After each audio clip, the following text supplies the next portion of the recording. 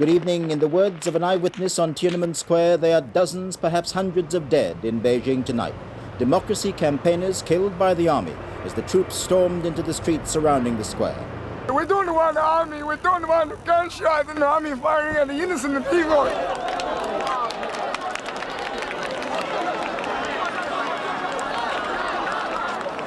From the roof of the Great Hall of the People, the seat of communist power marooned in an ocean of protest.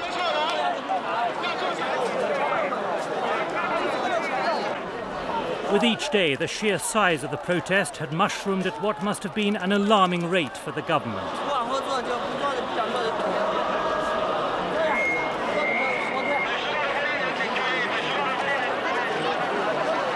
These demonstrations have begun generating a bandwagon effect. Young and old, academics, ministry staff, factory workers, miners, even soldiers.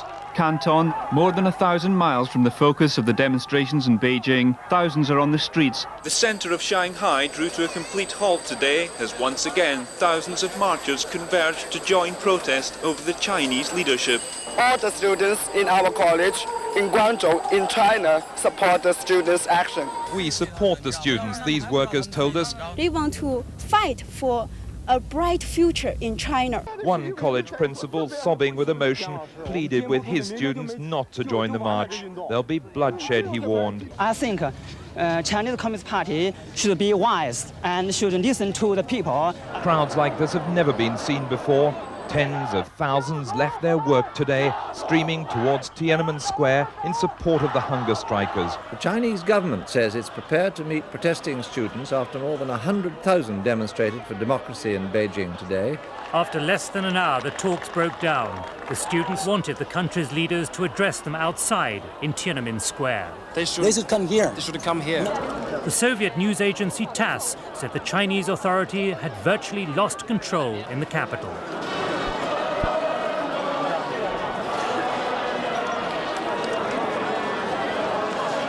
The voice of authority echoed over the darkened streets.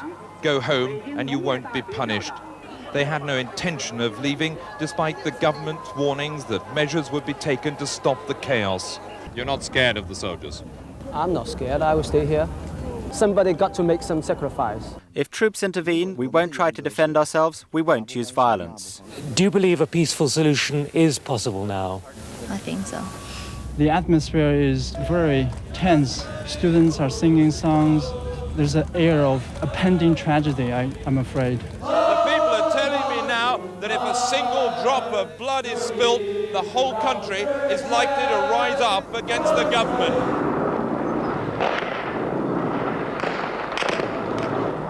As we've been on the air, there have been fresh reports of gunfire and explosions in Beijing. 20 or more demonstrators were shot dead, others crushed by the military vehicles, ploughing through makeshift barricades. Convoys of troop carriers charged through the streets, soldiers shooting at random.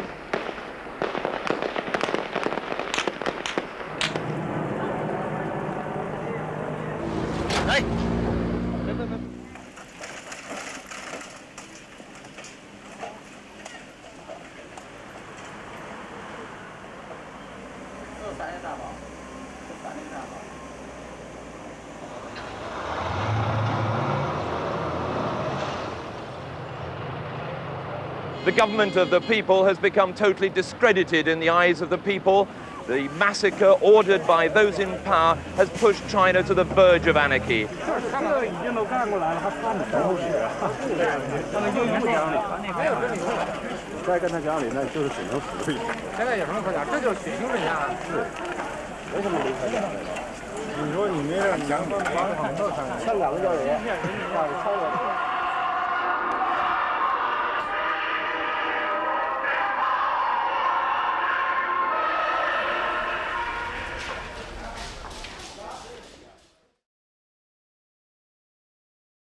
Throughout the night, they marched on central Beijing. Students from every university in the city. Their calls for greater political freedom growing bolder by the hour. By the early hours, at least 100,000 people had swarmed into the vast Tiananmen Square, the biggest pro-democracy protest seen in China in over a decade. The police continued to show uncharacteristic restraint, though the authorities have issued orders to clear the square before the official memorial ceremony for former Communist Party chief Hu Yaobang. It's due to start in just 4 hours' time. Beneath the full moon, the students gathered round the monument to the heroes of the people, paying their respects to Mr. Hu. It was now clear they planned to stage a vigil in defiance of the government.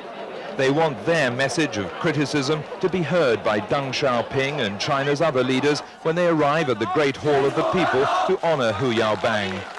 But as the students settled down for the night, truckloads of armed police were moving into position behind the square.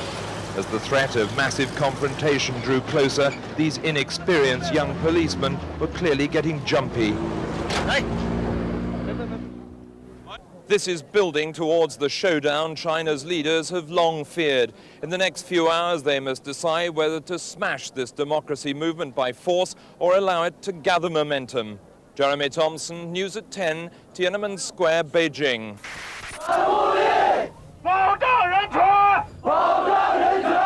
At daybreak, the students were still defiant as they waited for the funeral of Hu Yaobang.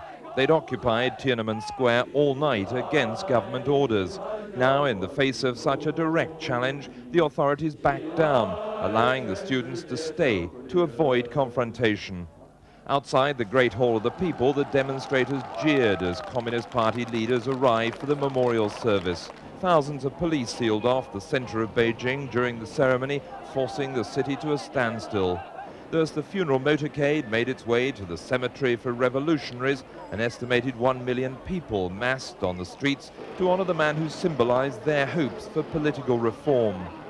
It's been remarkable that such defiant demonstrations have been tolerated at all this week. But today, come the funeral, the Chinese authorities seem determined to show they are back in control of the streets. With the students daring to openly confront government, this week could prove a turning point in Chinese political protest. Jeremy Thompson, ITN, Beijing. They were attending rallies instead of classes today. They called on colleges throughout China to unite in protest. The boycott left classrooms empty at most of Beijing's 20 major universities. The government is reported to have cut off communications between campuses to stop the unrest spreading across the country. At Beijing University, wall posters denounced official corruption and called for the resignation of government leaders. This evening, the students were on the march again as China's communist leaders agonized over how to handle this growing challenge to their authority. Jeremy Thompson, ITN, Beijing. Undeterred by government threats, the students took their campaign onto the streets again. At roadside meetings across Beijing, they called on the people to back them. Workers gave donations to show sympathy with the pro-democracy movement.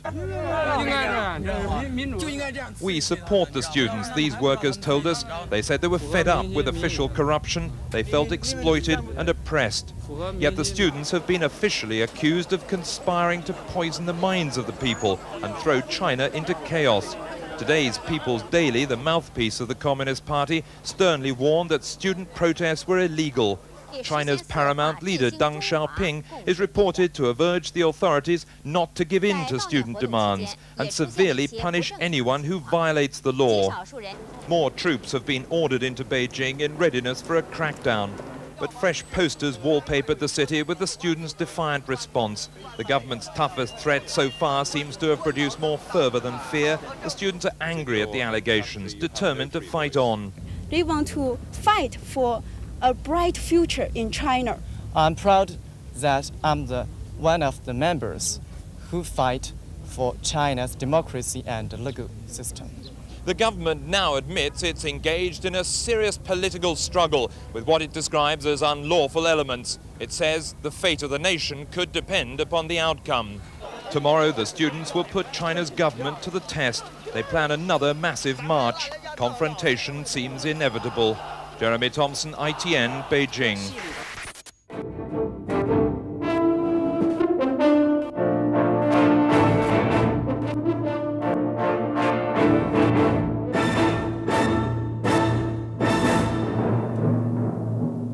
China's students march on and the police let them. The Chinese government says it's prepared to meet protesting students after more than 100,000 demonstrated for democracy in Beijing today. It was the largest anti-government protest for 13 years. The government wants the talks conducted through official student organizations, but the students have already rejected that. The students marched out of the gates of their universities and into conflict with authority. They'd been warned all demonstrations were illegal. Hundreds of police cordoned their campuses with orders to prevent unrest. One student reminded them China's constitution allowed freedom of speech and protest. The demonstrators, claiming they were doing nothing unlawful, marched straight through police lines and onto the streets. At other universities, loudspeaker messages exhorted students to stay on campus and prevent social turmoil. Authorities at this college went even further, locking students in. Staff members formed a line to stop them leaving. Outside the gates, fellow students called for their release. One college principal, sobbing with emotion, pleaded with his students not to join the march. There'll be bloodshed, he warned. Ignoring his advice, they linked hands and set off to join the pro-democracy rally. Lines of police blocked roads into central Beijing. It was enough to deter some protest groups determined to avoid confrontation. On other routes, great waves of demonstrators surged on towards the city centre, sweeping aside the police. There seemed no animosity, no sign of violence from either side. All along the way, the public cheered and waved in support. The workers won't let the students be victimized, they shouted. As they passed a hospital, doctors and nurses ran out to will them on their way. A group of hospital workers joined in, despite government threats of reprisals against those who get involved in demonstrations. The strength of the student movement, unabated after a week and a half, is bound to alarm the authorities even more. Yesterday, the Communist Party of China issued its harshest warning in years. Today, it's been totally ignored. As the marchers reached central Beijing, crowds of ordinary citizens swelled the student ranks, filling the streets in a massive show of solidarity. Police moved in to seal off Tiananmen Square. Facing them, a demonstration stretching as far as the eye could see. The police put up some resistance, but the authorities had clearly underestimated the students' fervour, the people's support. Sheer force of numbers broke the lines as the protesters swarmed onto the square. Police backed off. This was the biggest demonstration of discontent in the history of communist China. So far, the government has failed to listen. Today, the voice of protest was too strong for their troops to suppress. The students had made their point. Jeremy Thompson, News at 10, Beijing. At Beijing University, students walked out through the gate at the time lectures usually begin. Some filed quietly away in passive protest. Others set out on what in the last 3 weeks has become a well-worn 10-kilometer route to the center of the Chinese capital. These demonstrations have begun generating a bandwagon effect, not just confirming support from the committed, but also stirring new interest and fascination from workers and peasants, some of whom have now begun to become actively involved, thus widening the base of support for the protests. The limited supply of leaflets handed out are snapped up and avidly read. Some, like this worker, are willing to confirm their support for the students. Others are absorbed by what they read, but reactions to our filming show the instinctive fear many still have about being seen to be associated with the protests, despite their growing strength, and the government's acknowledgement now of the justness of some of the student grievances. As the students march with what they proudly proclaim are patriotic intentions, they've developed a growing sophistication to ensure the self-control and discipline of the demonstrations. They do not want to provoke a bloody confrontation with armed government forces known to have been flown in from the provinces. Instead, as today, they want to sharply rebuff the declared determination of aging Chinese leaders to end the protests. Last night, the leader of the Chinese Communist Party, Zhao Ziyang, made a speech in which he said it was vital to oppose unrest like this, to maintain China's unity and stability. Mr. Zhao warned that if social unrest returned with large-scale conflict and economic disruption, China's modernization and reform would suffer. Mr. Zhao warned that a country of promise will be turned into a country of hopelessness and turmoil. The students think the government lies. I think Chinese Communist Party should be wise and should listen to the people at all levels. This student compared the Chinese leadership to a donkey which must be hit to make it move. The government is lazy, just like a donkey, like the Dazbao in Beida. If you give it a whip, it will move a bit. If you do not beat it, it will stay still there. If the leadership is like a donkey, it's apparently a confused donkey, uncertain in which direction to move. On the streets, it sends police to reason with leaders of the new unofficial non-government student unions. The leaders say their students will march, the police say no. Tempers flare. The students push, and by weight of numbers, they break through the police ranks.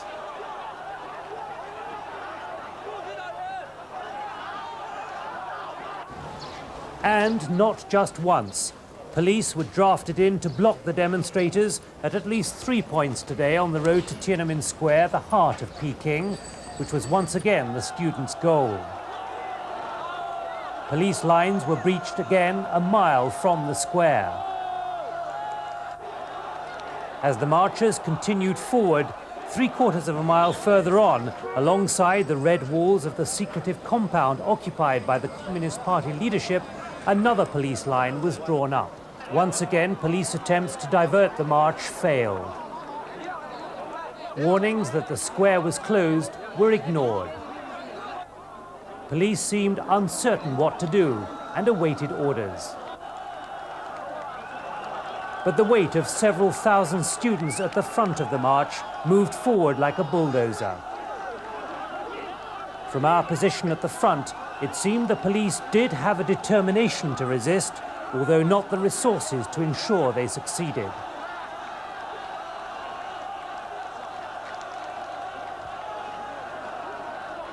Many observers here wonder whether police ineffectiveness is a sign of genuine inexperienced policing or of political indecision at the top. It could also be a subtle tactic to give the impression of a will to resist, while a new policy to accommodate student demands is being worked out behind the scenes. Today, as the tens of thousands of demonstrators swept into Tiananmen Square, there was clear evidence of the involvement now of more than just students in the protests. 300 Chinese journalists whose coverage of the current protests has been suppressed took part for the first time, joining the students in their demand for a free press and what banners said should be the right to publish the truth.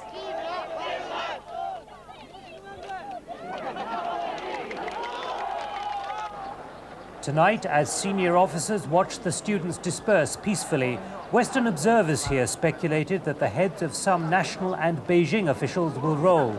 The reason, their repeated failure to carry out a clear Politburo instruction to bring the protest to an end.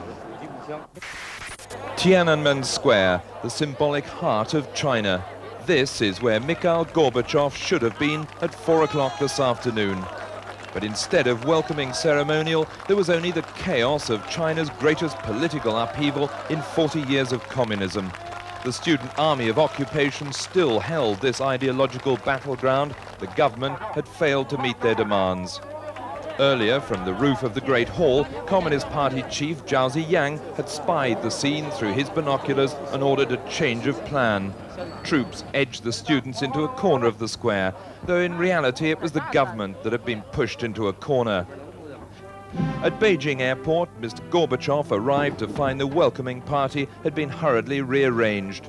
The first Soviet leader to step onto Chinese soil in 30 years was greeted by President Yang Shang-kun 4 hours earlier than expected. The improvised reception was correct but cordial enough as comrades from the two great communist powers overcame their long estrangement. No bear hugs from Mr. Gorbachev, just a gentle embrace for the flower girl. There was pomp, but little of the pageantry the Chinese had planned for later in the day. The students had cheated them of that. The protesters were still pouring into the square. Teachers, journalists, striking steel workers now joining the pro-democracy movement. The hunger strikers say they'll fast throughout the summit. Troops still showed restraint, though, merely pushing back protesters to clear the way for Mr. Gorbachev's belated arrival at the Great Hall of the People. His motorcade slipped in through a side entrance. The Soviet leader was formally greeted inside by President Yang. The traditional outdoor ceremony had been abandoned, a humiliation for China's leaders on this historic day. The honored guest diplomatically avoided the subject now overshadowing the summit.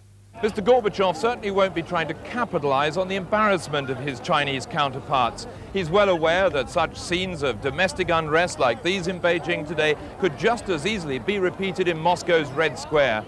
Both sides are growing irritated by this distraction. China and the Soviet Union both badly need this summit to succeed. The handshake between President Gorbachev and Deng Xiaoping sealed the normalization of Sino-Soviet relations, the end to a 30-year schism. Within moments, Mr. Deng was asking Mr. Gorbachev for a personal introduction to his team of senior ministers and party officials. Mr. Deng's first formal remark acknowledged the Gorbachev achievements. Speaking frankly, the central question of world politics is American-Soviet relations. I personally saw there's a fresh content in your policy. Deng greeted Mr. Gorbachev as comrade, crediting him for breaking the Sino-Soviet ice in his Vladivostok speech 3 years ago. Despite continuing disagreements over Cambodia, Mr. Deng shouted to the press that their talks had gone well.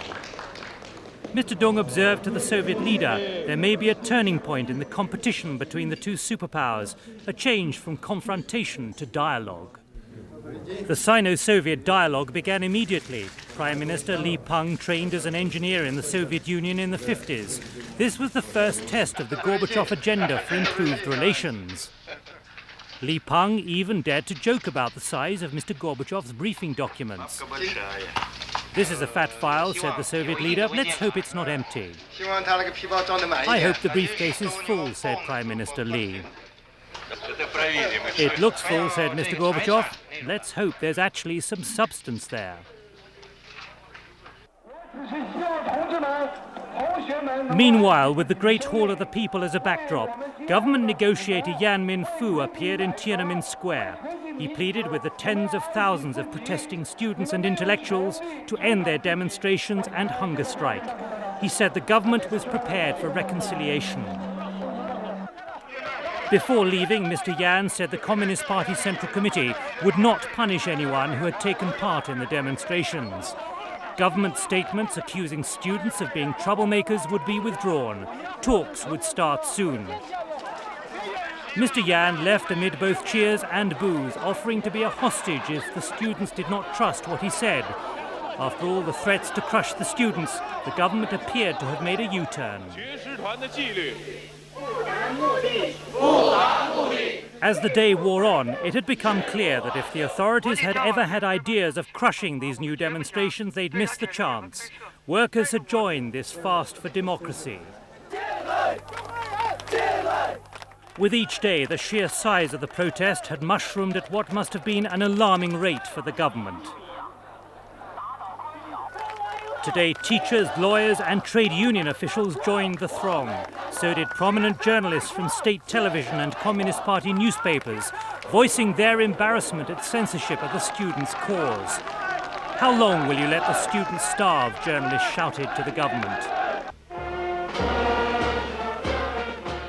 A band playing the Communist Party anthem, the Internationale, signalled the 1,000 members of the Academy of Sciences and academics from high-power think tanks and research institutes. Some officials from the Central Committee sent messages of support. Workers in nearby government buildings added their support with a V for Victory banner, as students hoisted slogans on the monument where Mr. Gorbachev had been due to lay a wreath. Meanwhile, the hunger strike, the heat and the emotions were fast taking their toll of the 3,000 students who began this protest on Saturday. 250 had been taken to hospital suffering from sunstroke, dehydration and exposure. Others lay immobile on beds of ice, protected from the sun by awnings, saline drips at the ready. Some students had already given up the fast. Others said they would sacrifice their lives. Beijing hospitals dispatched medicines. Doctors said the condition of some students was a cause for concern. Even those prepared to be seen as leaders with the risk of arrest eventually succumbed. With the momentum of the protests undiminished, there'd been a carnival atmosphere, the police even taking a cue from singing demonstrators. The events in Tiananmen Square continued to upstage the historic nature of Mr. Gorbachev's visit. The Soviet leadership, however, seemed unfazed by the rival show in town. We regard this with necessary understanding. And I could add that sometimes we have something similar. We have sit-ins and we have regular demonstrations. You know that a short while ago we lived through a very hard period. As Mr. Gorbachev wrestled with his chopsticks, it was Deng Xiaoping who became the new center of attention. Today's images seem to confirm the view of the protesters and many disaffected Chinese that while Mr. Gorbachev cuts the image of an impressive leader in touch with reality, Mr. Deng, despite his 10 years of achievements, has lost touch with his people. In some sense, the most eerie sense is that this is the passing of the Deng era. We see a young, vibrant Soviet leader with new ideas and a Chinese leader who's run out of ideas and is clearly, in a sense, out of control of anything except the most general kinds of principles.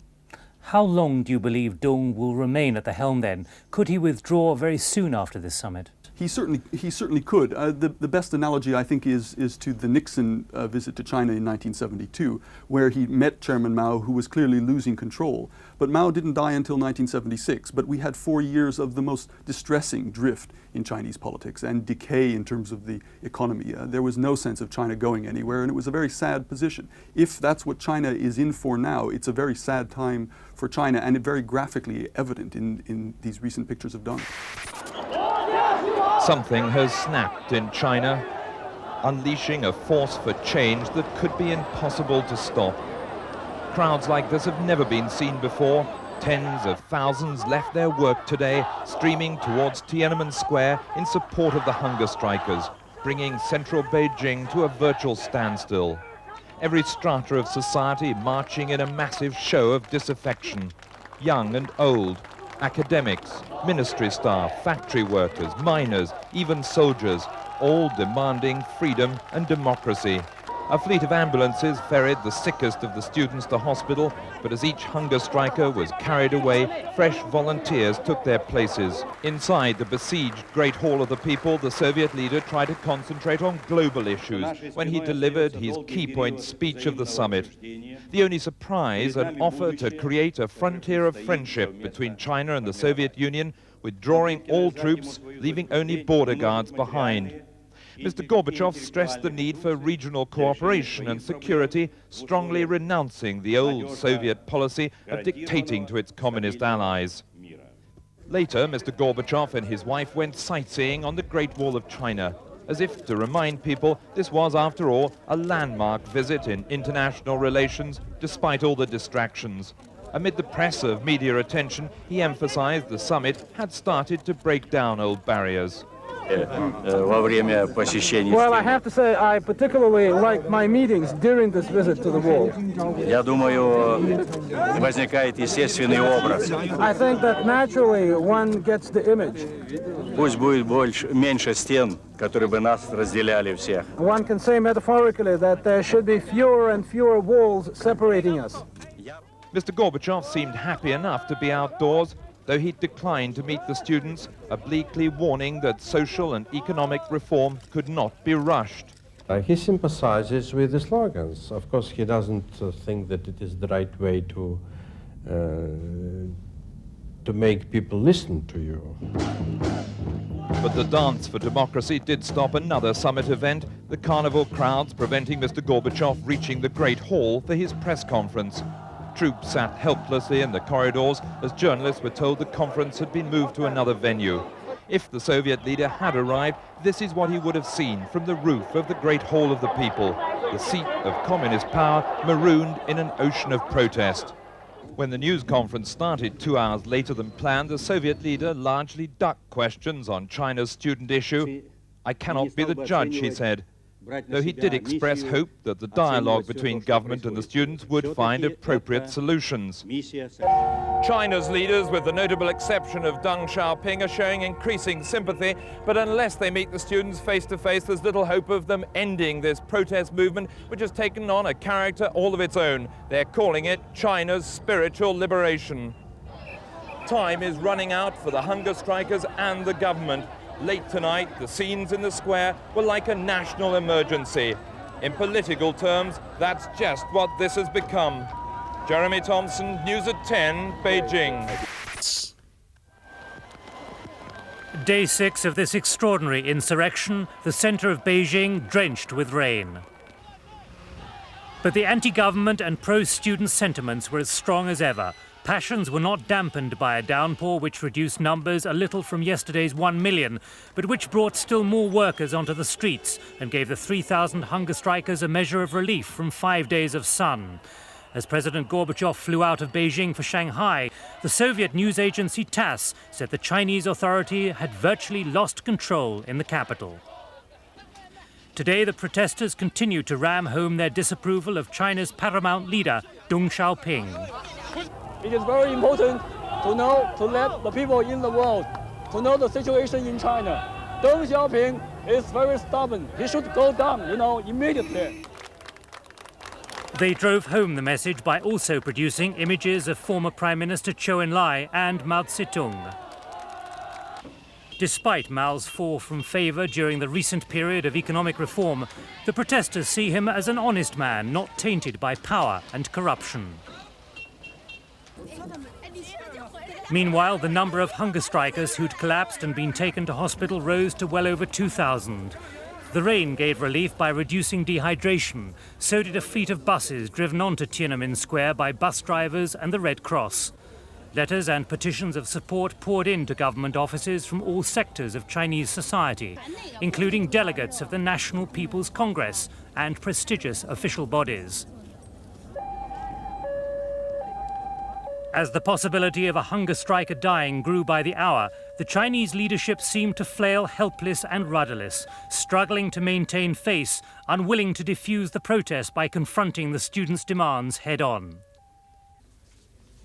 The leadership's two gestures today were rejected in humiliating fashion. At 5 this morning, Communist Party leader Zhao Ziyang and Prime Minister Li Peng visited a city hospital. Images broadcast repeatedly on state television to give the impression of a caring leadership.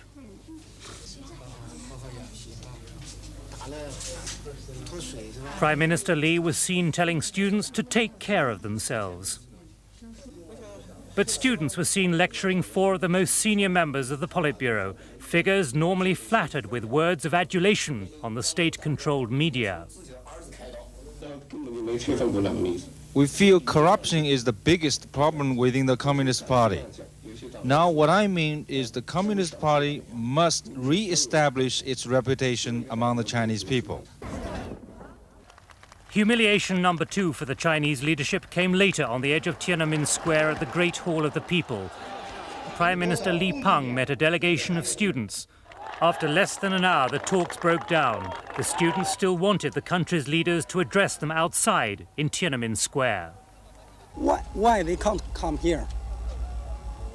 What we want is that they should come here. They should come here, not come to the hospital. No dialogue. And most of the students who are on strike are here. Meanwhile, the Chinese business of mending fences with the Soviet Union concluded with President Gorbachev in Shanghai. Tens of thousands of students were on the streets here too, reminding him of the political turmoil he was leaving behind in China. These were the images of Sino-Soviet coexistence, which were long scheduled as the way Mr. Gorbachev's historic visit would be remembered.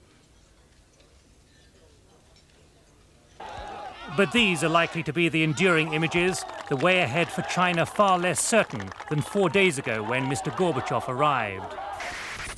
在这一段时间里， Premier Li Peng appeared on state television late tonight with a grim message to the nation. Beijing was in a state of disorder, the country on the verge of chaos, and the army would be sent in to deal with it.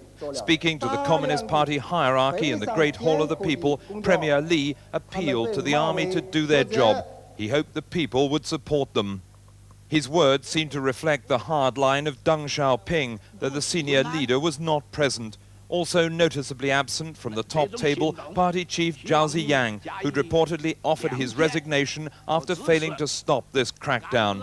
President Yan Shangkun then announced the army was now surrounding Beijing, not to harm the students, he said, but to protect the city. The tension had been tightening since sunset. The voice of authority echoed over the darkened streets. Go home and you won't be punished. A chill warning to the crowd still pouring into the square. On Tiananmen itself, another drama was unfolding. Student leaders held a crisis meeting at their command center. Then came the crackly announcement. The hunger strike was over, provisionally called off to protect the students' lives. It was heralded as a great victory, not a backdown. Thousands of students were then instructed to stage a sit-down protest. They had no intention of leaving, despite the government's warnings that measures would be taken to stop the chaos. But the decision to end the hunger strike is by no means unanimous. These aren't college students, for instance, just among several universities who have decided to carry on with their hunger strike. There are many more around the square here tonight, and that may still bring about the crackdown that's been hinted at all day by the government. You're not scared of the soldiers? I'm not scared. I will stay here. I'm not scared. I didn't expect the soldiers even before my coming here. Doesn't matter. Somebody got to make some sacrifice. As midnight approached, troop trucks were moving into place around the square. Dozens of them among the crowds, many towing trailers with canvas covers, their contents unknown. Unconfirmed reports said 300,000 soldiers had been drafted into Beijing. In the convoy, a bulldozer, probably to clear the squatter camp now on Tiananmen. Student reinforcements rushed to the square as the pro-democracy campaigners prepared for confrontation. Their orders, when beaten, stay calm. Jeremy Thompson, ITN, Beijing.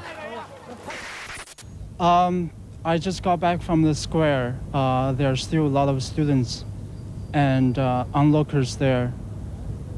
It seems that they're very determined to hold on to their positions.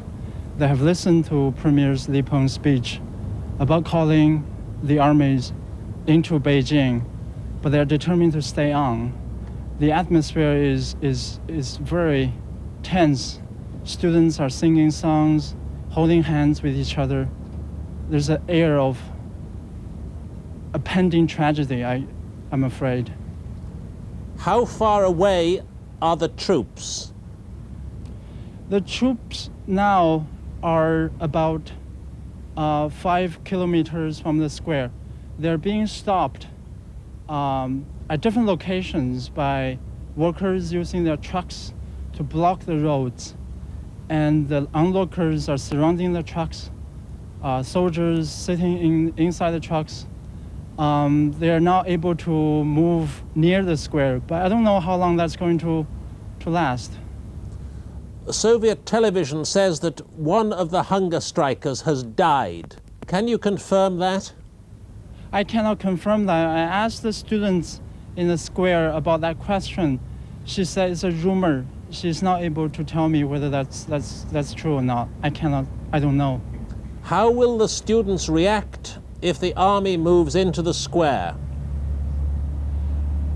I think there are going to be a confrontation in a sense, not in a sense, of course, students fighting with the soldiers because they are not armed, they're young people, they're weak furthermore, but they are going to be able, they're determined to hold on to their positions.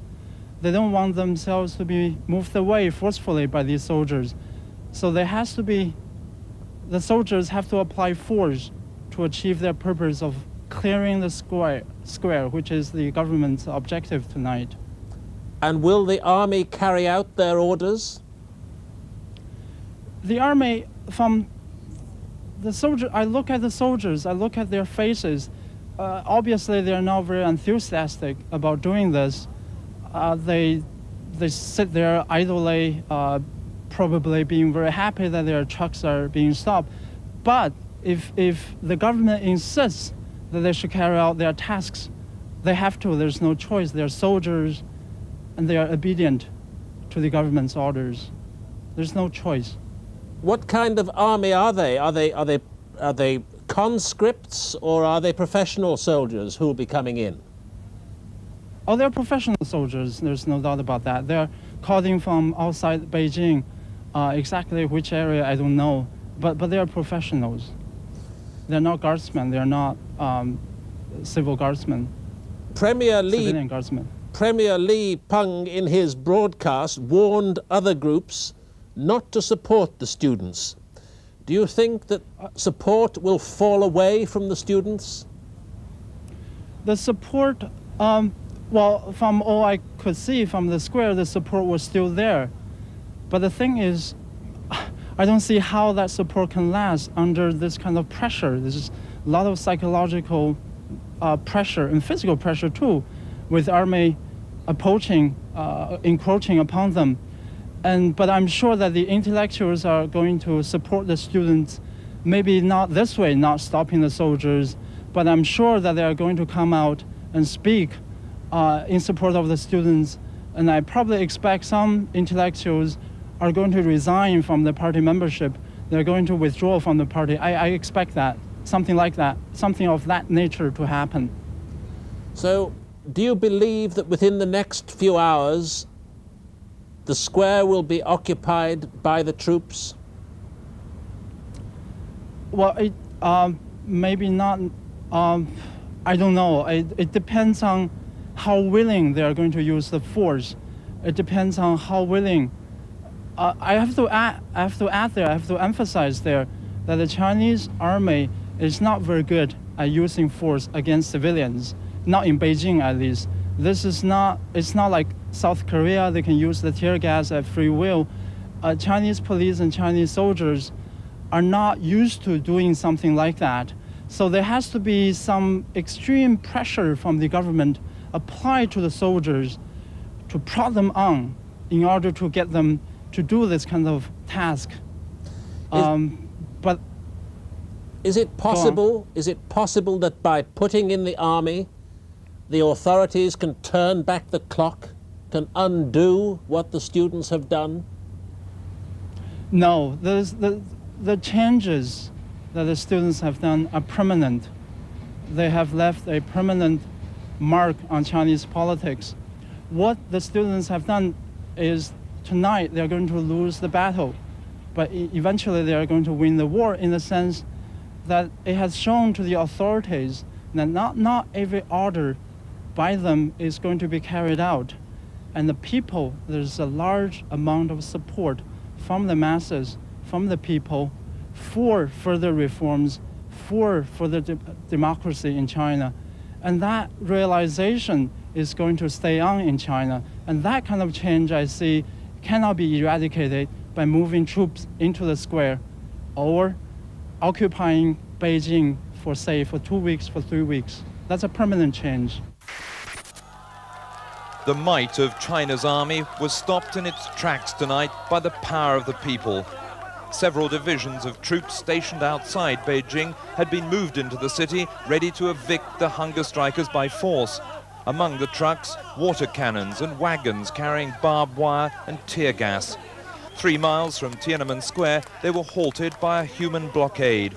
Students, helped by crowds of ordinary citizens, drove buses across the road. People urged the troops to go no further. As loudspeakers relayed the speech to the square outside, students reacted to Mr. Li's harsh message with a mixture of fear and anger. Their mistrust of the government's promises had been borne out. Student leaders immediately decided to go on with the hunger strike, which they'd earlier considered halting. Hundreds more now volunteered to join the fast. Emotions fluctuated wildly as the protesters debated what to do next. I'm not scared. I will stay here. I'm not scared.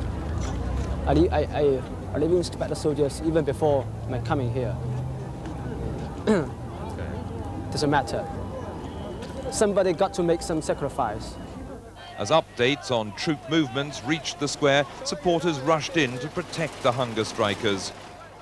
By sunset, tension was tightening as the government called a midnight deadline on all demonstrations. The threat of a general strike tomorrow by a new unofficial trade union had forced their hand. The voice of authority echoed over the streets, "Go home and you won't be punished." A chill warning to the people still crowding into the square. The students refused to leave, staging a massive sit-down strike, though they were now preparing for the worst. Their orders: when beaten, stay calm. Nearby, convoys of troop trucks lined the streets, waiting for instructions. But perhaps even the students had underestimated the strength of their public support, as crowds of citizens surrounded the soldiers, urging them to turn back. The people were calling the government's bluff. As dawn approaches, there are scenes like this going on all over Beijing. Troops trapped by the people on the streets. And even if they could be moved, it's debatable whether the government would dare to put them into action. The people are telling me now that if a single drop of blood is spilt, the whole country is likely to rise up against the government. Jeremy Thompson, News at 10 in Beijing. The troops were dressed for battle, hundreds of truckloads ringing Beijing. They wore helmets and carried Chinese assault rifles. Stern-faced young soldiers, most no older than the students and workers who now tried to block their path. In the symbolic heart of China itself, military helicopters buzzed low over the hunger strikers' camp, swooping past the Great Hall of the People. With the square still occupied by the People Power movement, it was the only way the armed forces could assess what was going on. On the northern outskirts of Beijing, a line of tanks blocked in a village street. The Chinese T-54s had been driven down from Inner Mongolia only to be halted by peaceful resistance. 14 tanks in all held hostage by the people. Buses blockaded most routes into Beijing, bringing public transport to a standstill. Students ruled the roads, policing much of this confused city. Though state radio persisted with reports that just a handful of people were disrupting traffic and production. One crowd had trapped a group of soldiers in a primary school yard. The troops said, much to their surprise, they'd been given live ammunition. They were not sure how to react as the people tried to win their loyalty. Many troops looked tired and forlorn. It was questionable whether they would have the power or the will to take the city back from their own people. Jeremy Thompson, ITN, Beijing. More than 1,000 miles from the focus of the demonstrations in Beijing, yet here they marched to the same tune. Canton, the main city of the south, is called China's Hong Kong, better known for making money than the class struggle. Yet here, as in other regional capitals, thousands are on the streets demanding the resignations of Li Peng and Deng Xiaoping. This is just one of many protests which the demonstrators say have been going on virtually every day for the last 3 weeks, and they say they won't stop until their demands are met. The students' rallying point was the memorial to Sun Yat-sen, the father of modern China, still revered by both communists and nationalists today. But that's one place the authorities weren't allowing them to go, a line of armed officers guarding the gate. At the end of the march, the students returned to the university campus, where more support was in evidence in the crowded residences. Big character posters spreading the message in the traditional manner. The leader of the student protest said they had almost total support for their actions. Yes, all the students in our college in Guangzhou, in China, support the students' action. Does everyone here agree with what you're saying? Can you... Most of them. As the Chinese leadership teeters under pressure in Beijing, it's clear they can expect little comfort from the events in outlying provinces. The Hong Kong Stock Exchange in this morning's opening hour. Hectic trading activity on the floor, a buzz of anxious voices. Analysts called it all abnormal. Sellers frantically hunted buyers, and the Hang Seng Index lost 12% of its value in just 60 minutes. Yesterday, Hong Kong witnessed what were extraordinary scenes by the standards of this politically apathetic colony.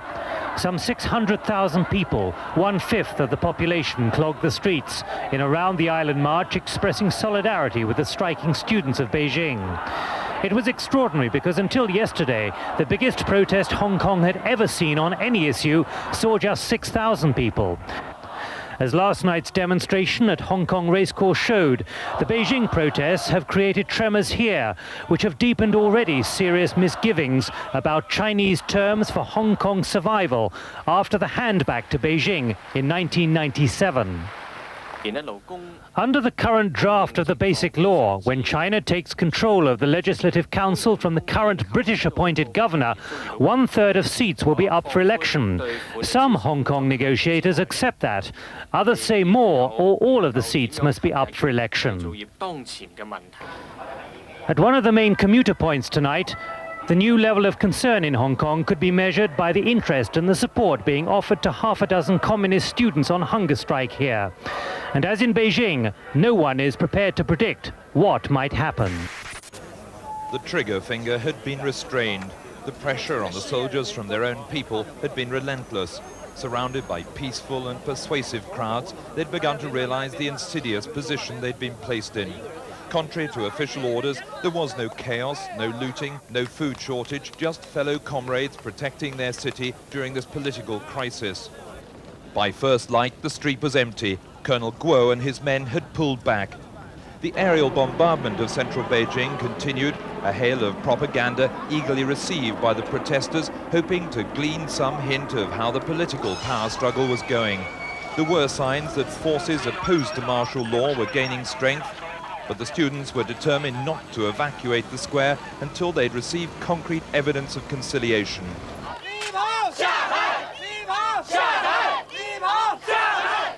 Journalists marching for free speech called for the dismissal of the man who instigated martial law, hardline Premier Li Peng. Tiananmen now resembled a foul-smelling squatter camp.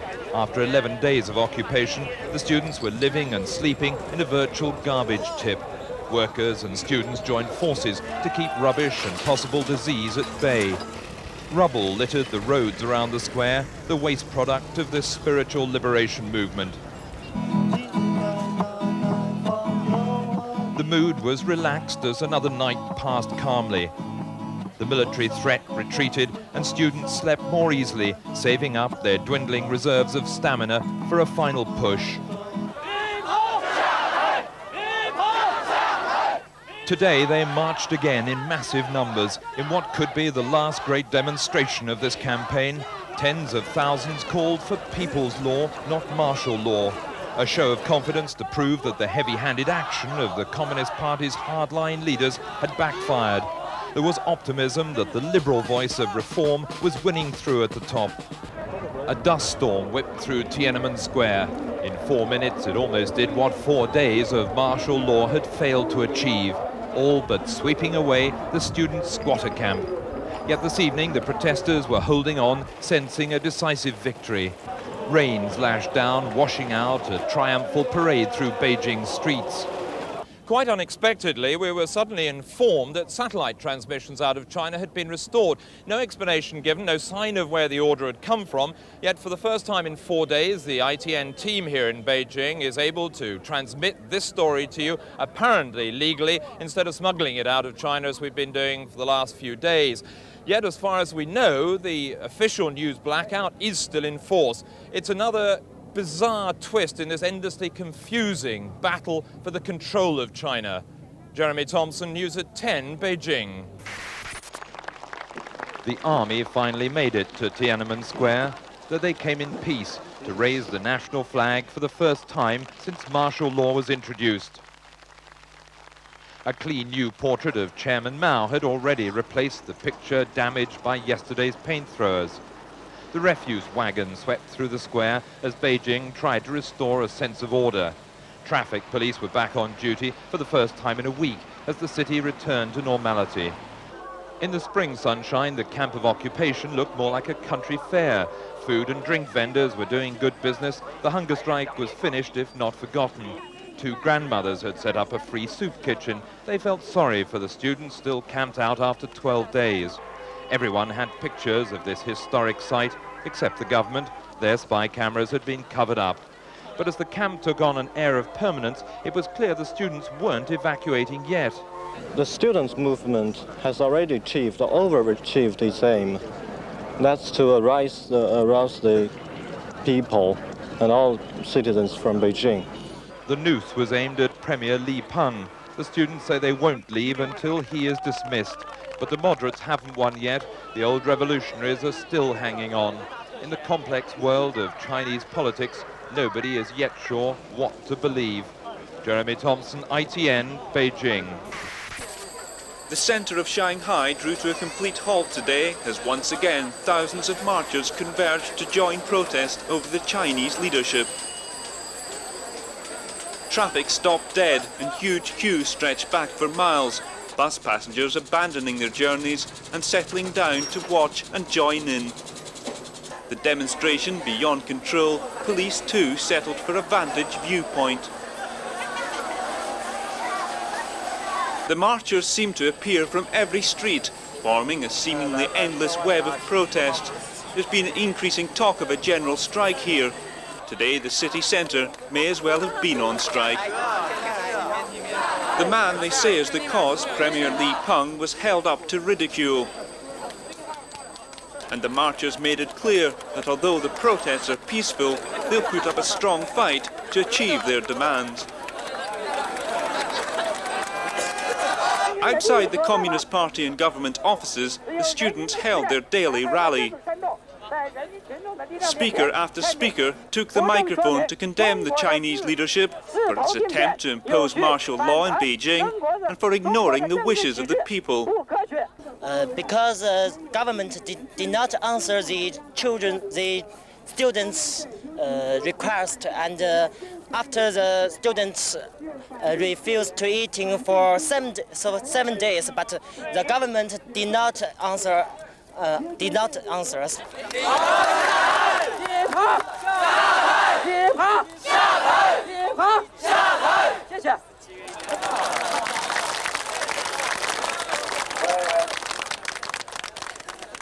Despite the scale of the protest here, the students say they don't support a general strike in Shanghai.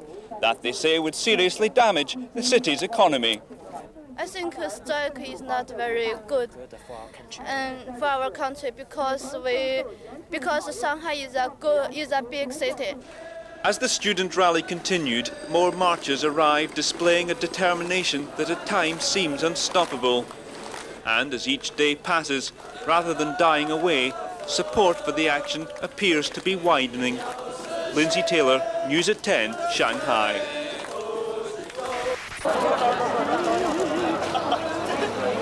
Dusk on Tiananmen Square. It had been another day of baking sun, prolonged street protests and permanent anxiety about whether or not the divided Chinese leadership would send in the troops. For the 10,000 or so students left here, sunset meant rebuilding their shelters for another night sleeping among the smells and the rubbish of what looked like a refugee camp. Conditions are primitive and foul, but students do their best to minimize discomfort and prevent the risk of disease.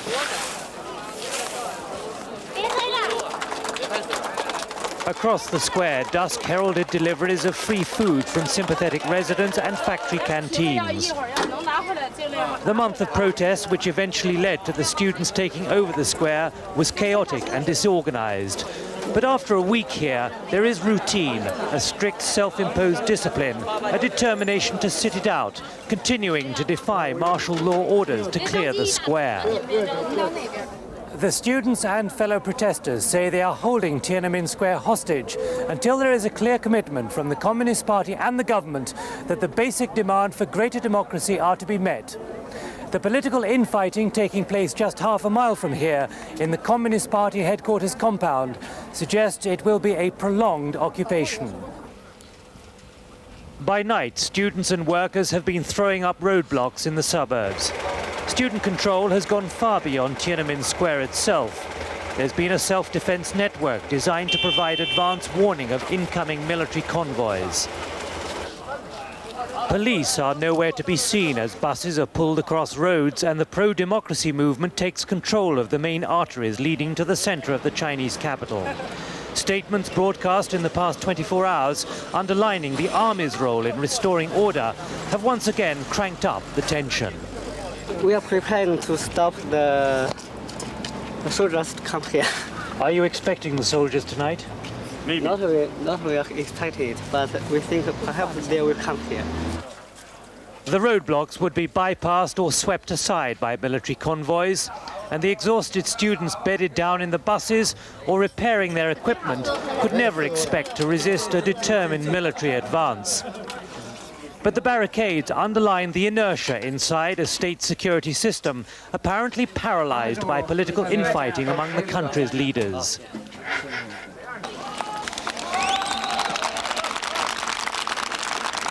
Elsewhere, a city centre normally silent and empty at night has echoed to the chants of shift workers coming to pledge their support for the students. Roving bands of motorists and motorcyclists travel to and from the suburbs to scout for any signs of military activity.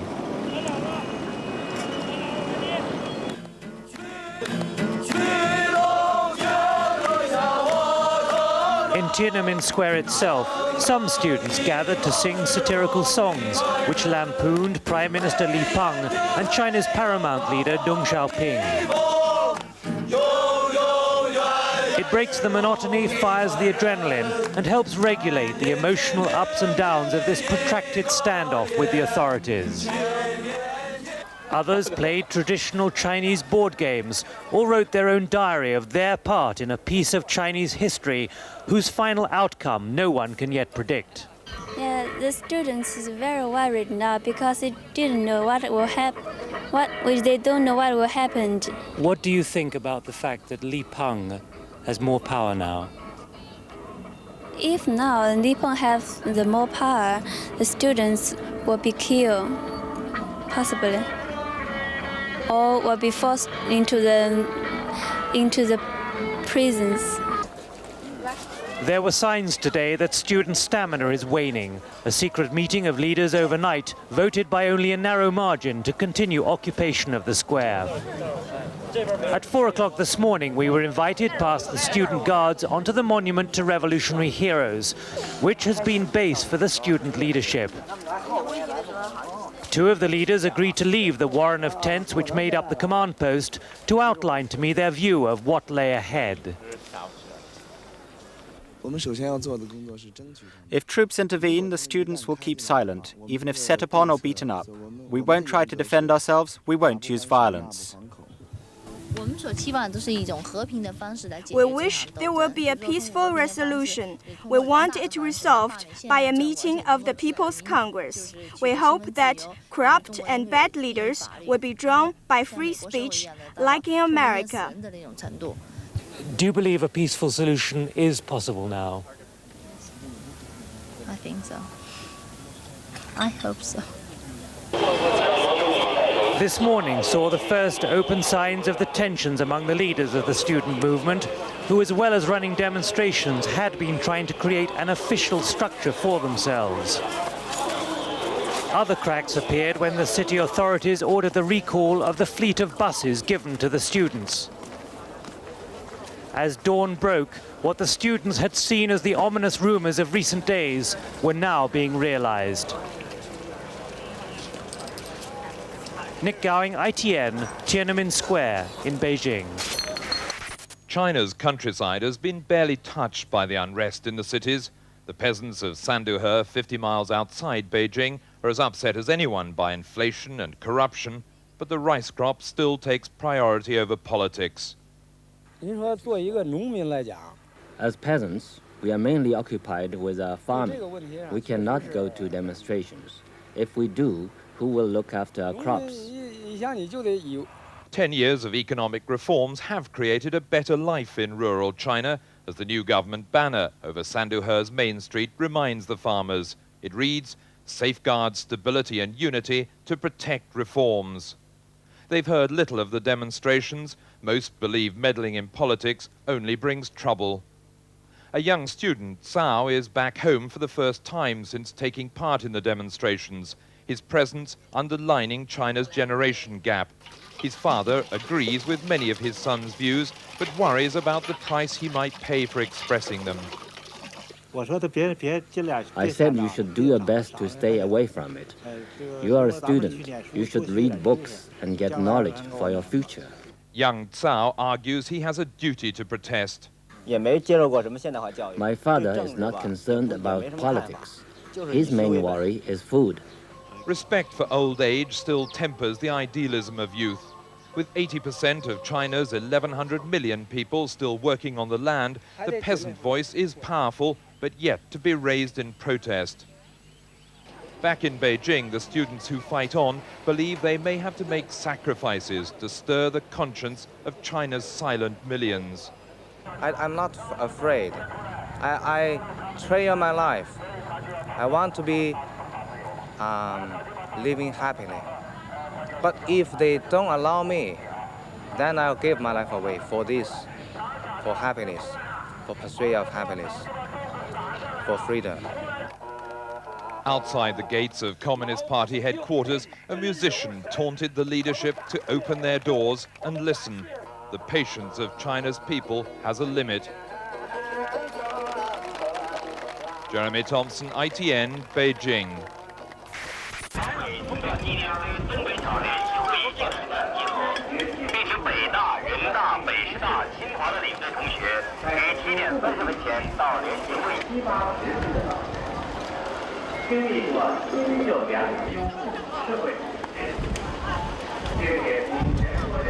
大人大、北师大、清华的领队同学于7点30分前到联席会议接待处。北高联常委，请到纪念碑东北角联席会议接待站集合。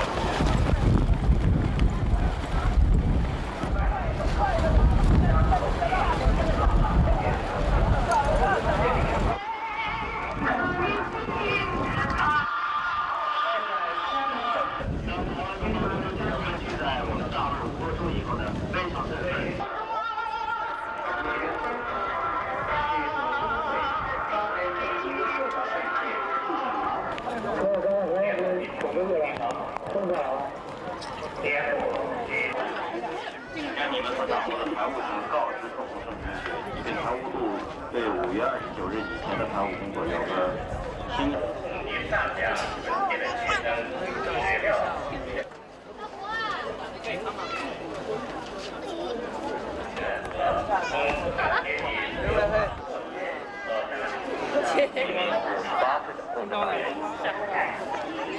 千万的小路上，我们更简单的来过唱一唱。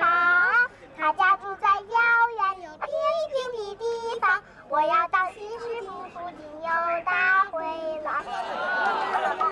稍微大一点。来进行这个给我。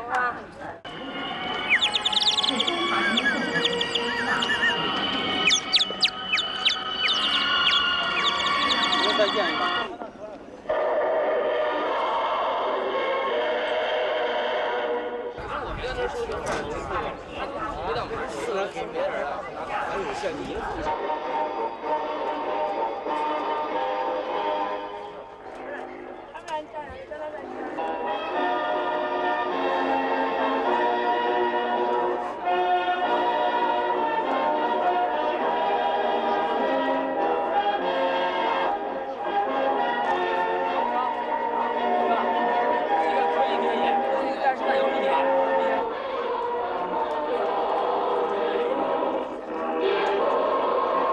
来结尾火了，谁负责呢？那都量出来，不是工作人员，不严肯定不行了。这个不行了，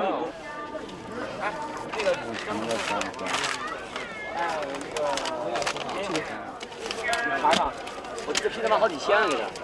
我这现在是大，你拿点小票来点点，你不能光点大票，咱哪那么多钱呢？小票你拿点小票的。 相片啊！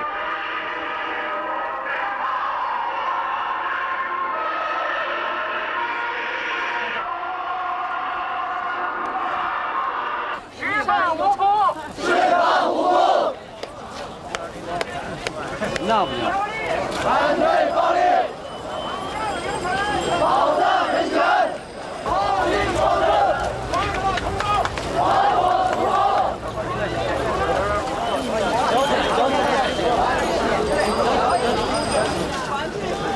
没事。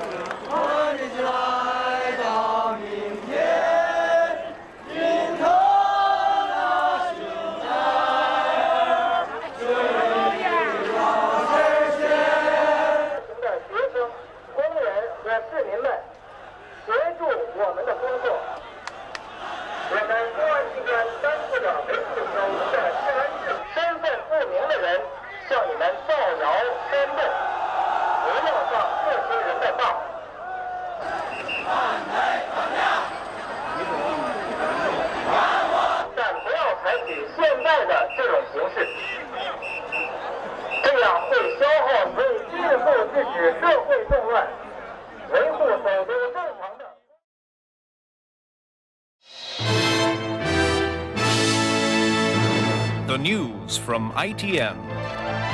Violence spreads in Beijing as huge crowds take on the army. Chinese troops have fired tear gas at demonstrators and the crowds have fought back with rocks and bottles. At least 30 people have been injured in a series of clashes. Army jeeps have been set on fire, demonstrators have been beaten with clubs. This is the first violence in more than 6 weeks of mass protests by the democracy campaign led by Beijing students. A short time ago, Chinese television broadcast warnings to people not to try to stop the troops advancing into Beijing. Good evening. In the words of an eyewitness on Tiananmen Square, there are dozens, perhaps hundreds of dead in Beijing tonight. Democracy campaigners killed by the army as the troops stormed into the streets surrounding the square. 20 or more demonstrators were shot dead, others crushed by the military vehicles, ploughing through makeshift barricades. The students and their supporters in the square hugged each other. One said, "Tonight we are going to die." An American reporter who watched all the events unfold in Tiananmen Square tonight gives his account of how 7 weeks of peaceful demonstrations ended in bloodshed. Mike Chinoy of the Cable News Network begins his report at the point where the government speaker told the people to leave the square or to face the consequences. The bullets are getting closer. The speakers just came on from the Great Hall of the People, warning people in the square to leave the square immediately, or the troops will take whatever action is necessary to clear the square. And we're now getting reports of gunfire immediately to the south of Tiananmen Square. We can see a big fire now, and we can also hear gunfire resuming again on the southern side of the square. Down past the Gate of Heavenly Peace, where the famous portrait of Chairman Mao hangs, a little bit past that, we can see orange flames billowing up.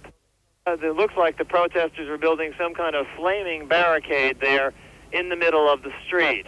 You have the eerie orange glow of these fires across and down Chang'an Boulevard, and in the background now, the steady thump, thump, thump of the gunfire. And our colleagues who've just come back are saying that in the square, the talk is that people are saying people are dying all along the road here. Fire now about 50 feet across. So the symbolic heart of China, the Gate of Heavenly Peace, a scene of conflict, of violence, of bloodshed, of flames, the hopes for a peaceful resolution of this profound challenge to the authority of China's communist rule is literally going up in smoke and fire and bullets. People are sprinting down the street. It's absolute panic. It's absolute panic. People are breaking and running. People are absolutely terrified. This is the first time that the protesters have retreated in major numbers, and for a very obvious reason, they're being fired at directly here. And in the past hour, we've had this latest report from Beijing, where the scattered protesters in the streets around Tiananmen Square are still trying to get their wounded to hospital. According to a colleague of mine who was in the center of Tiananmen when it began, it was a massacre. thousands of Chinese troops opening fire on protesters in and around Tiananmen Square, firing repeatedly. We do not know the exact number of casualties. They run easily into the dozens, perhaps into the hundreds. We ourselves have seen many bodies. We have seen people putting bodies onto three-wheeled carts and pedaling them away from the scene of the carnage, loading them into ambulances, their sirens blaring, the ambulances racing off to hospitals. There are still believed to be some protesters in the square, but they are basically surrounded and defeated. On the nearby streets, many people have pulled back because they've been shot at repeatedly by the soldiers. We just heard a burst of gunfire just a moment ago. I can still see crowds, but they have no chance against the kind of awesome firepower unleashed by the Chinese army. Now for the latest on tonight's main story, the suppression of the pro-democracy protest in Beijing. Jeremy Thompson has just sent this report. Over 24 hours after the army began its offensive, a ghostly silence shrouds Beijing, broken only by the rumble of tanks. Some 200 military vehicles now occupy Tiananmen Square. Patrols and troop convoys in huge numbers are moving through otherwise deserted streets. There are no cars, no taxis, no public transport to be seen. The road's simply too dangerous. Defiant groups of pro-democracy protesters still roam the city, risking death. Though most citizens are staying indoors, shocked and incensed that China's communist government could turn the People's Army against the people and invade its own capital city. For the moment, the gunfire has ceased, but nobody can guess how the Chinese public will react tomorrow. Jeremy Thompson, ITN, Beijing.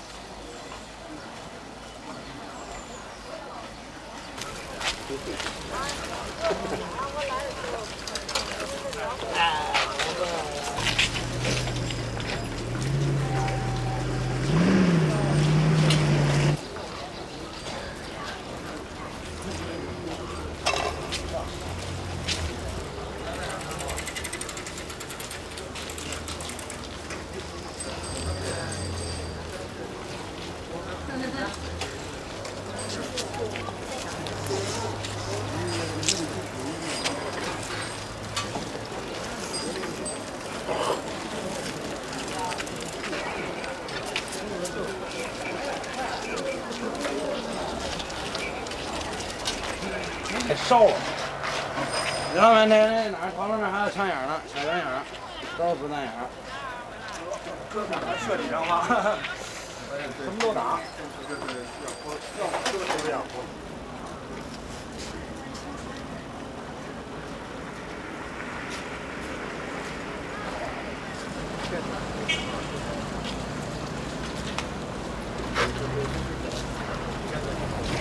昨天。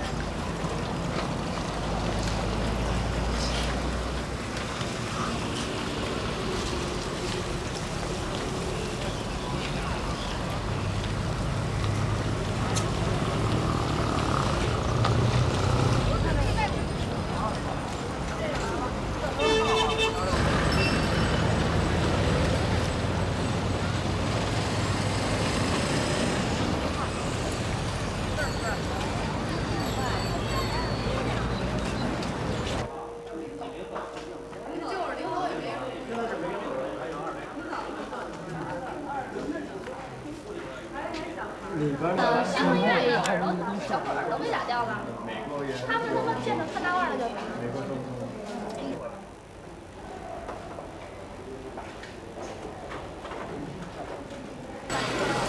这街上这么多人，绿着打呢还。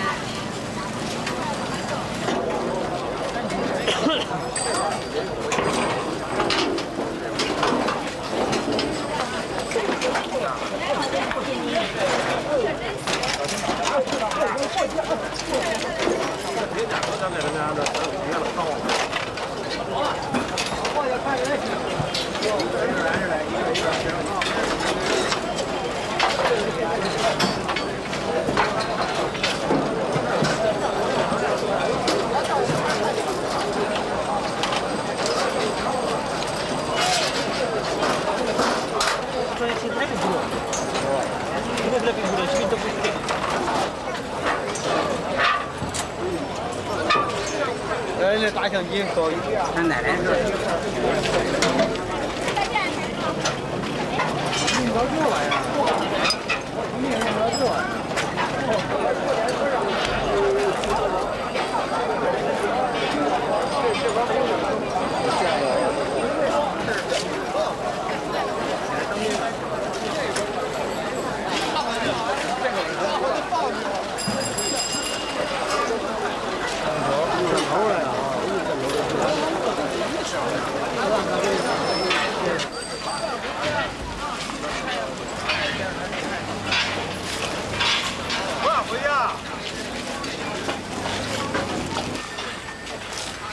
是老外吗？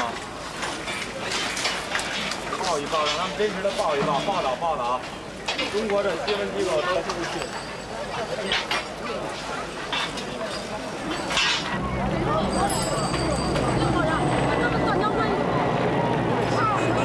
My name is Bob Chen, and I'm a local resident here. And I really feel angry, really, about this, incredible violence. 声援我们中国人民吧，真的。声援我们，一定要声援我们。And I can hardly find any words to speak. 不是你说那过来部队牵狗直接对着好了。这么点小孩都死了。 What do the people think? 这么点小孩都死了，有这么残忍不？这闹的没有？ We think that we should live peacefully. We don't want army. We don't want gunshots and fight. Army firing at innocent people. We are not a handful. Only the leadership. You are a handful of people. You should step down.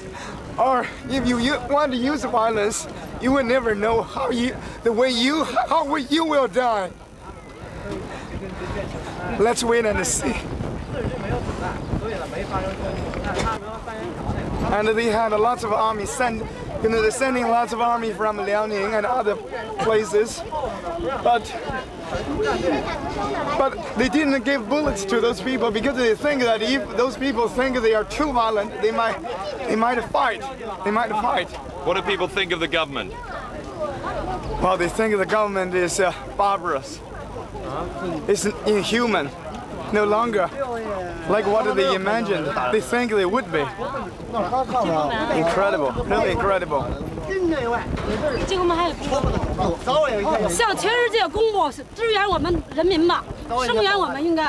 本来是党指挥，谢谢，真的呀，不是铁板一块。是希望他们也得注意点安全。我们求到国际上对我们的声援，我们声援，对我们老百姓声援，不能再这样下去了，再这样下，老百姓声援，老百姓死的人更多，流血之冤更多。还包括你。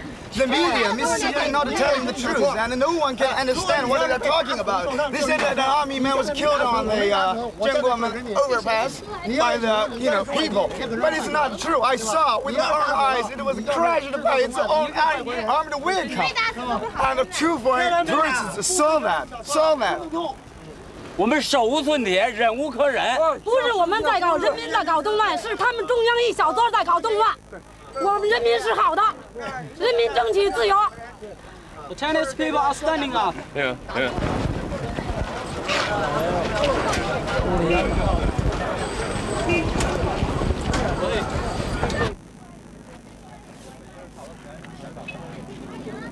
哎，还没有飞弹，到了。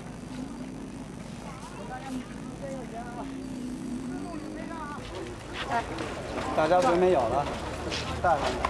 不用，少了点。大家水。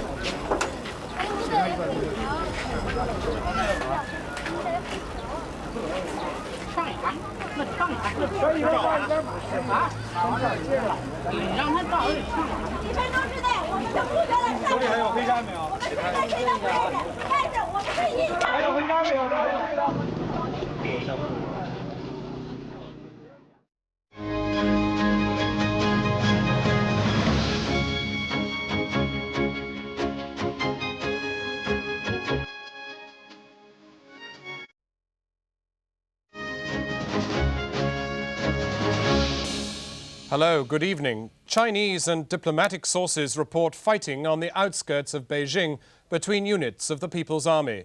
The Western world finally begins to harden its response to the Army's continuing killing of unarmed protesters in Beijing. President Bush suspends government-to-government sales, weapons deliveries and military visits. President Mitterrand declares a regime which is reduced to opening fire on youths it has educated and who have risen up in the name of freedom has no future. The Foreign Secretary tells the Chinese charge of Britain's outrage at the killings. In Beijing, some troops continue firing whilst others are seen deserting their tanks. 1,000 protesters are known to have been killed, but the full death toll may never be known. The British ambassador in Beijing calls British students into the embassy compound for protection. And a run on China's bank in Hong Kong as the colony's stock market falls 22%. But first, in Beijing, Chinese troops once again fire on civilians, killing an unknown number in the attempt to crush the pro-democracy movement. But tonight, there are a growing number of reports, as yet unconfirmed, of fighting between hardline units of the People's Liberation Army and those opposed to the clampdown. Foreign embassies have warned their citizens to keep off the streets.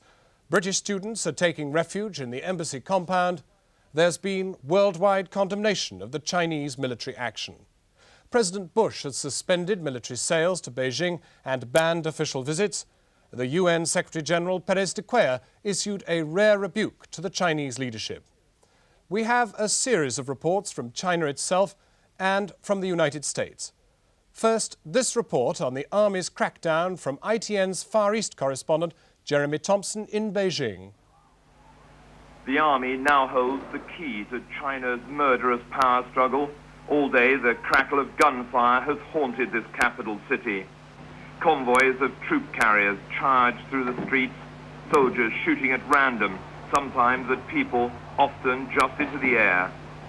As trucks cruise past, a Western man crouched for shelter behind a parked car, covering his two frightened children. There are fears that some elements of the military are running out of control, growing signs of splits within the army.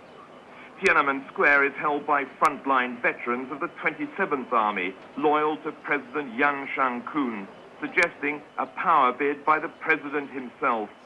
It was these troops who carried out Sunday's massacre. Today, eyewitnesses saw them mow down waves of cycling students. In 2 days, these soldiers have turned the avenue of everlasting peace into China's street of eternal shame. In contrast with evidence of other military units in disarray, curious crowds gathered round a column of 73 burned-out armored cars and trucks. Troops had abandoned their vehicles, apparently setting some ablaze themselves. They told citizens they didn't want to go into battle. Souvenir hunters climbed over the charred carriers, picking up spent shells. Some troops were told they would be shot if they didn't follow orders. As the full horror of the bloodletting began to sink in, residents wandered the streets, numbed and outraged. I can hardly find any words to speak. What do the people think?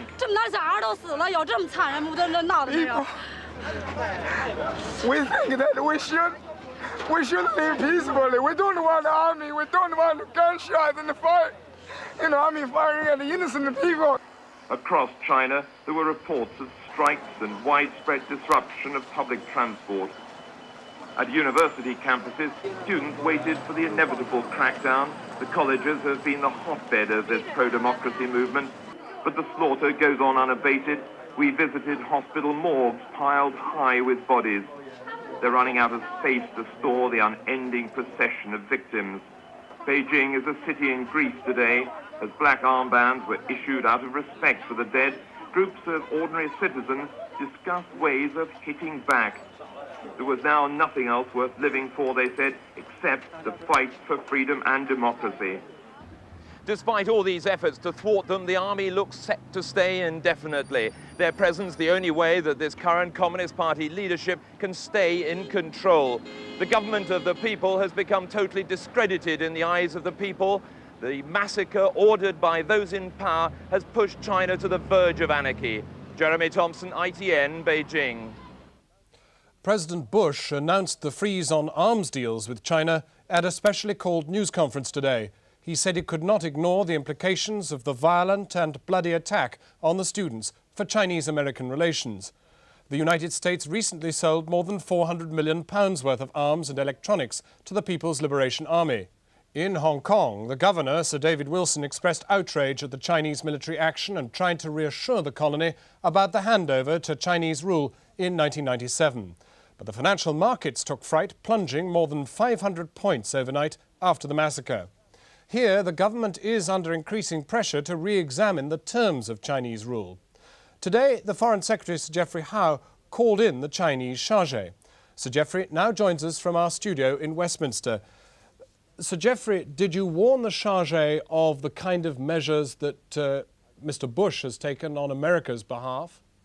I told him, first of all, how absolutely outraged and horrified we are by what has happened, how it is impossible to continue with the arrangements that currently exist, for example, for visits one way or the other. We had the Chinese Minister of Justice due to come here later this week, which would have been a contradiction in terms. So visits of that kind have had to be cancelled. Work on the joint declaration, the basic law in Hong Kong, has had to be suspended. We made it very clear that what we want to see is a repudiation of this ghastly series of events in Peking. We want to see a restoration of decent standards of government there. Now, this may sound as though one's beating the air, but the important thing is that events are moving very quickly, very unpredictably in China. What has happened in the last few days, the crackdown by these brutal, ruthless military authorities, may not be the last word. We've heard of conflicts there even in recent hours. And what one must hope for is that those huge forces of sanity and common sense that had been bringing China into contact with the rest of the world may yet have a chance of recovering control. This is the central message at the moment. Meantime, of course, during these awful events, we cannot continue with business as usual, far from it. Well, surely our problem, Sir Geoffrey, is that in 1997 we have to hand over Hong Kong. There's no alternative to that. Doesn't this whole crisis throw into the sharpest possible relief the reservations so many have always had about that procedure? Of course it does. But the procedure springs, you see, from what I've described so often as the inescapable facts of geography and history. Hong Kong is a tiny, immensely valuable colonial territory on the corner of the huge mass of China, 5 million people with 1.25 billion people in the mainland alongside it. And we have a lease to that runs out in 1997. Now, it is not possible to build a totally different future against that geographical and historical background. But so we have worked hard and successfully, as everyone acknowledges, with the Chinese government that had been moving closer to the standards of the rest of humanity. Now, the awful thing is what has now happened in the events of the last few days.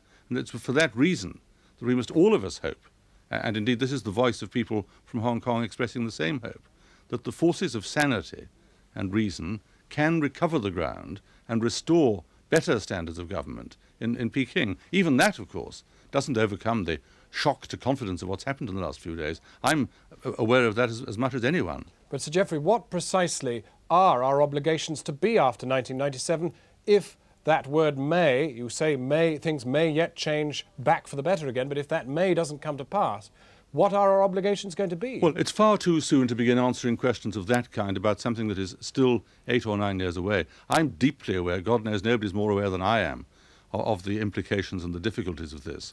But a great deal can happen between now and that time. We've got at the moment a joint declaration which everyone regarded as the best possible achievement one could have got. But of course the effectiveness of that depends upon the continued commitment, not only of our government, but of a Chinese government to the fulfillment of that. Is there and any at the moment, question- that is clearly something one can't assert with confidence. Is there any question of responding to those calls from people who believe that the rescinding of the passport rights, that right of refuge in this country, should be reconsidered? Well, I think one's got to look at that, quite frankly, against the realistic history of this country.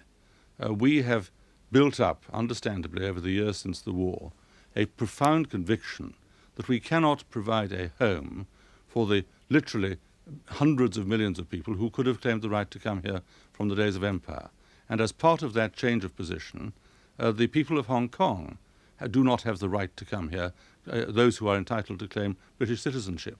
Now, if you reflect at the enormous difficulties posed when some tens of thousands of Ugandan nations claimed that right in the early 1970s, and then consider that we're talking now about 3.25 million Chinese residents of Hong Kong, you've got to see the enormous implications of arguing that case. I know some people have said then they should be given the right to come here as an insurance policy because they'll never need to use it.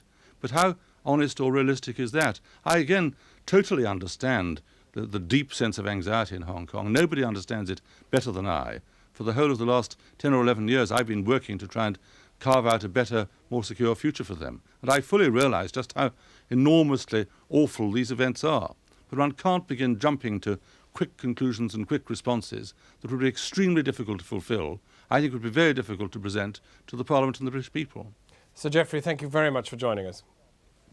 As we've been on the air, there have been fresh reports of gunfire and explosions in Beijing. With me now is Dr. Jerry Siegel of the Royal Institute of International Affairs. But first, we're joined on the line from the Chinese capital by our Foreign Affairs correspondent, David Smith. David, can you tell us from what you can deduce what you know of the latest on the military clashes? John, within the past hour, we've heard of fairly furious activity on the outskirts of the city and around Tiananmen Square in the heart of the capital. It seems that the army units now in control of Beijing, and they're the ones loyal to the hardliners in this government, it seems that those units are preparing to defend their positions. Now, they're not going to be defending them against unarmed civilians, of that we can be sure. They'll be defending them against other army units. By all accounts, there has been sporadic gunfire, but no more than that. What we can conclude is that this is now a conflict within the army, as much as between the army and the students. And if that's the case, then this country may be in for days, if not weeks, of a bitter and murderous power struggle. So at the moment, David, it sounds very much as if we have soldiers versus soldiers and what the demonstrators mainly off the streets. Yes, John, we drove through the city about 3 hours ago, and it was relatively quiet, I have to say that. But Beijing does look like a city at war. There are troops everywhere. What struck me more than anything else was small groups of people standing on street corners, talking to the soldiers once again as they were a few days ago. The indelible impression I had is of a people who know what to expect now, and that's a conflict within the army. David, stay on the line. Jerry Siegel, conflict within the army, will it actually come to all-out bloody confrontation, troops against troops, beyond the sort of sporadic engagements we're hearing of, or will they back off at some point? It's still not clear. There must, I think, be some kind of fighting between the two large military units. The difficulty is the hardliners look like they've come in from outside, they have no base. And in a sense, the Beijing troops can just stare them out and then starve them out. And then we will have a standoff. But in a sense, the people of Beijing have made it possible for there to be some glimmer of hope now. And the Beijing troops, I think, will hope that they can get away without a fight. My guess is, however, we will have more fighting, but now fighting between army units. But fighting that must result in the end to returning to the smoke-filled rooms and letting the leadership sort it out themselves. I mean, we're not looking at the antecedents of a coup. Well, if what we've already seen is a coup, then what we're looking at is a counter-coup or an attempted counter-coup. It is possible that we will have a standoff that will send people back to the smoke-filled rooms. It is possible we'll have so much smoke and fighting on the streets that the battles will actually take place on the streets, and it depends which troops win will determine which political forces win. It seems to me more likely we'll get a bit of fighting and then the politicians having to go back and to sort it out among themselves. David Smith in Beijing, presumably it's impossible to deduce what's going on behind closed doors. Any sense at all, movements of large cars, any sense that the leadership is yet again in session? I don't think, John, that anyone is in a position to judge just precisely what's happening here at the top. You know, Deng Xiaoping, the senior leader of this country, is said to be seriously ill. We learned that in the past few days. But that has been said any number of times in the past. What's clear and what we do know is that Deng authorized the killings and the bloodshed over the weekend, and that he's given free rein to the old guard. For Deng, I don't think there can really be any way back now. But at the same time, those who oppose what he's done, within the army, within the party, within the ruling elite, for them as well, this is perhaps now a battle for survival. And that's why the situation is so dangerous and potentially so explosive. David Smith in Beijing. We must leave it there. Jerry Siegel in London. Thank you. That's Channel 4 News. Good evening.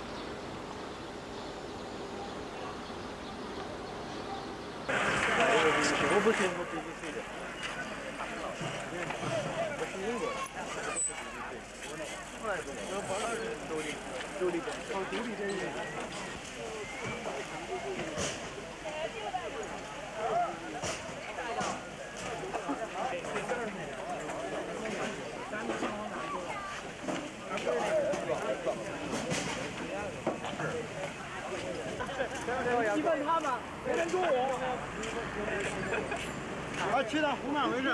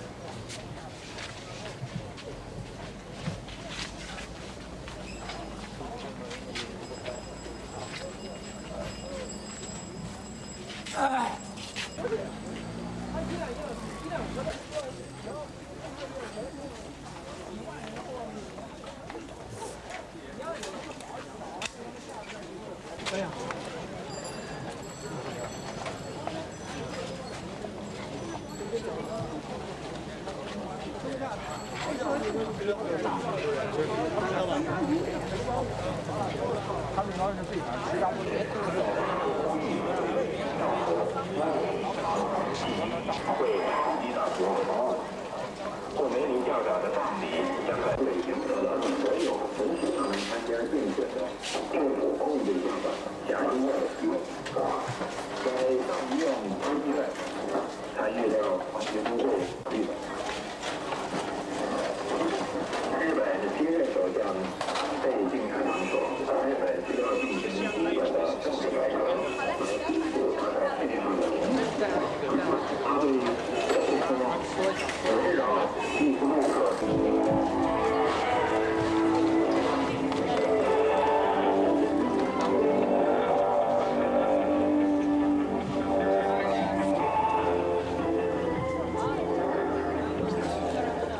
在去年的世界电气联盟宣谈，北京局势仍然十分的紧张，有消息说军队出现了分裂。北京天安门广场一带全是坦克，据报道已经有数以千计的人民群众被人民解放军开枪打死，受坦克压死。本台记者报道，北京几个小时前的集市，适逢大前天凌早发生连续的屠杀事件以后，北京仍然处于战争的状态。究竟有多少人死伤？现在正在街道上的障碍物起火焚烧，也听得见机关枪开枪的声音。远方的美国留学的中国学生会获得政治庇护。相信美国政府不可能像普通老百姓那样。在1997年归还给中国，但是英国的小党社会民主党领袖阿什的。那我们就说，昨天建这以后，中国的政治。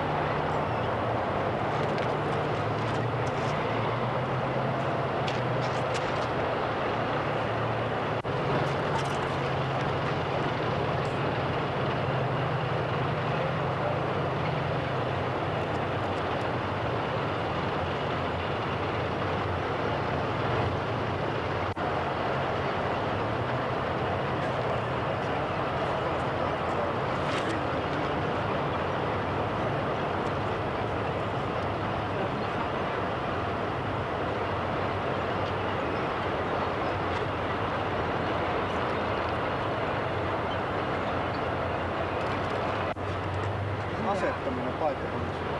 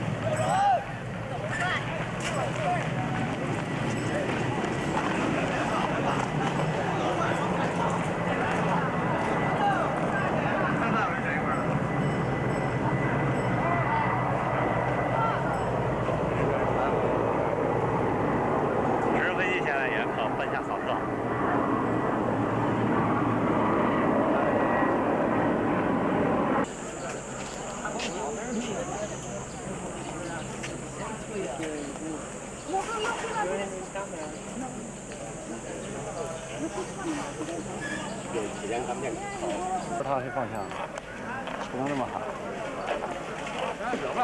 跟他没有道理可讲，讲不了道理。现在接着没有道理，没有真理。这时候他们根本不是讲道理，没有真理。就是他们已经都干过来了，还他们不是？他们就不讲理，没有真理。再跟他讲理，那就是只能死对。现在有什么可讲？这就是血腥镇压。是，没什么理可讲的。你说你没让讲理，前2个教理，让这乔教理，他妈的，这菜卷吗？另外一卷。啊，他是不说洗屏了，风头不错。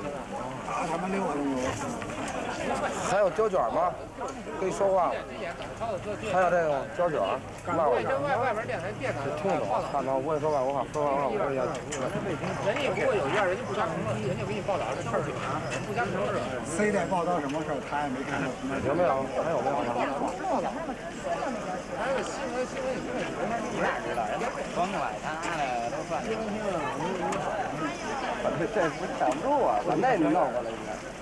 把那个。把这个胶卷，胶卷有没有？没照过胶卷卖一个。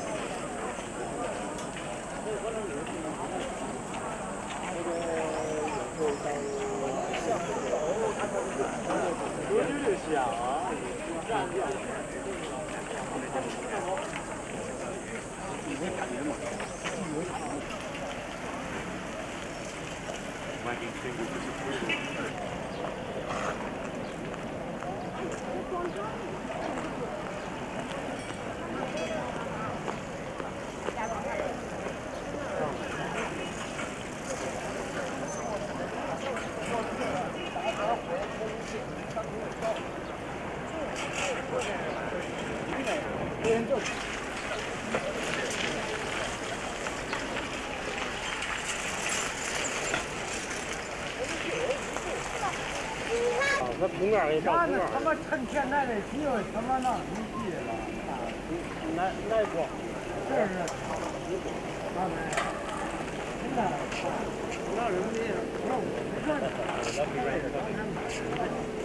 想买。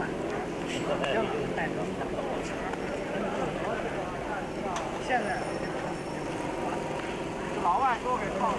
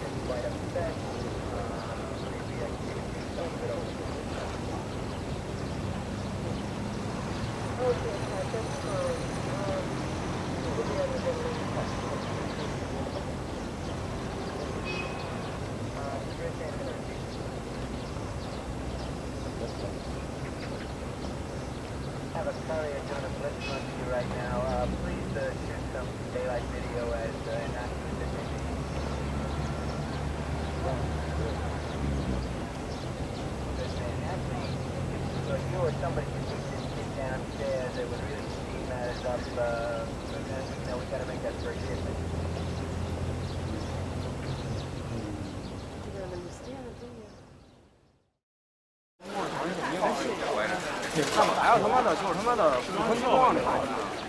哦，那身上有水，是吧？有过。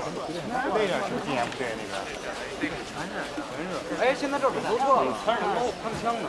枪吗？没有，一不会是这个什么95个，然后4个啥呢？枪有枪。是巨人吗？是。破衣裳了，本地上。我的路的呀。